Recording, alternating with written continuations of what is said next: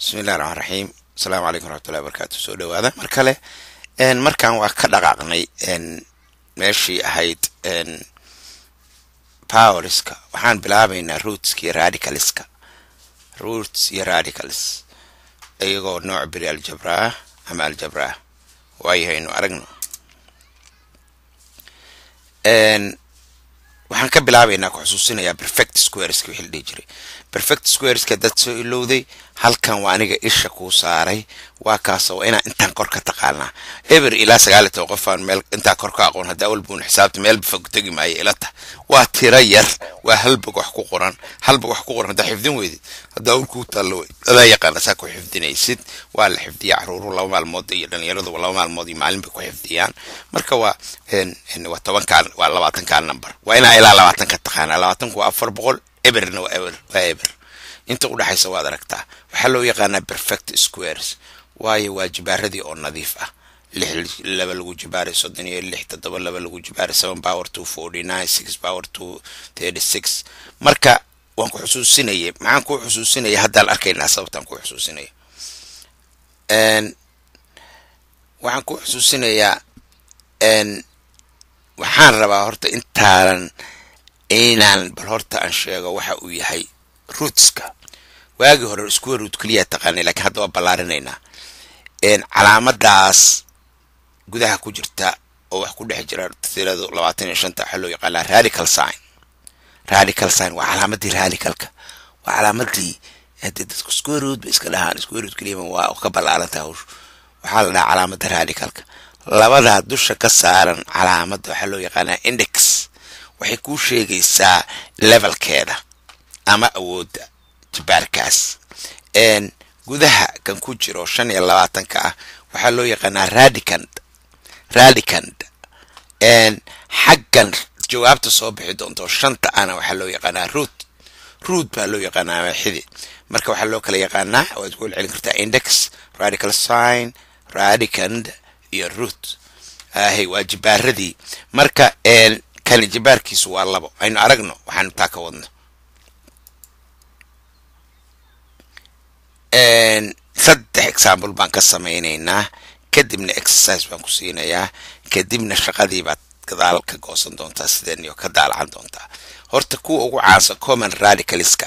waxaa loo yaqaanaa evaluate hadda laga rabo hadda waxaan rabaa inaan ku introduce gareeyo common radicalska boga kale unbaa evaluation ku iman doona square root waxaa loo yaqaanaa marka labada dusha ka saaran tahay tirada 25 ka square root diligaliya waa 5 waayo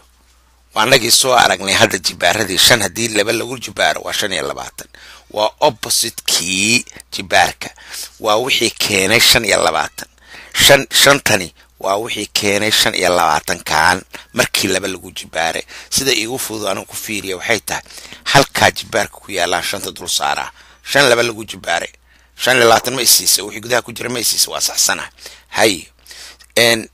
hal fiiro intaan iloobin halkan labada marar badan lama qoro wala iska yaqaan la qorin waa labo halka laba ku taal hadii kale waa in la qoraa saddex markuu yahay ka waran waxa u baahanta tira markii saddex goor la isku dhufto 8 ku siinaysa hay tiradaas waa labaan dhirisay ku ogaanay waayo laba saddex lagu jibaaray labada saddex lagu jibaaro ama laba saddex goor la isku dhufto waa 8 waa sax hay 16 lagu radical kana uu yahay cube root buu hakii hore by the way higher roots waa ku xig ka sareeya afar markuu noqdo waxaan u baahanahay tira markii afar goor la isku laalaabo la isku dhufto siinaysa 16 taa waxay noqotay labo oo seebay ku noqotay waayo laba lagu jibaaray afar waa laba lagu dhuftay laba lagu dhuftay laba lagu dhuftay baa 16 seeban yeelay afartii xaq u soo wareejisa u jeegare kan saddexdii xaq u soo wareejisa u jeegare kan nuxurkii isku duub waxa weeyaan waxa ku xukuma powerka meesha la saaray tirada gudaha ku jirta waa waxaad answer ku noqonayaa tirada markii inta jeer ee radical ku yaala isku dhufto ku siinaysa wixii gudaha ku jiray okay laba si intaas I hope inaa macnaha ka fahamtay si fiican u fahamsan tahay laakiin aan aragno hadda radical 49 tira markii la isku dhufto hal mar labadii ma saarnay ogow ma muuqatee ku siinaysa 49 maxay noqonaysaa waa 7 intaynaan tan gelintan waa u soo noqonaynaa waxaan rabaa inaan exercise ku siiyo kadibna aad answeriska aad ka fakartid tan ugu horeysaan ku siiyey tan labaad iyo tan saddexaad iyo tan afraad iyo tan shanaad waa adiga halkaan ku joojiso kadib baad boga ku xiga baad ka arki doontaa jawaabaha marka aynu jawaabihii fiirino waxaad moodaa inaanan answeriska dhihin answeriskii waa kuwaan hadda marka answeriskii on the next page iska ignore garee waa pagekan 49 waa 7 boqolna tira markii laba goor la isku dhufto 17 waa boqol tira markii laba goor la isku dhufto 106 waa 14 tiro afar goor markii la isku dhufto 16 waa labo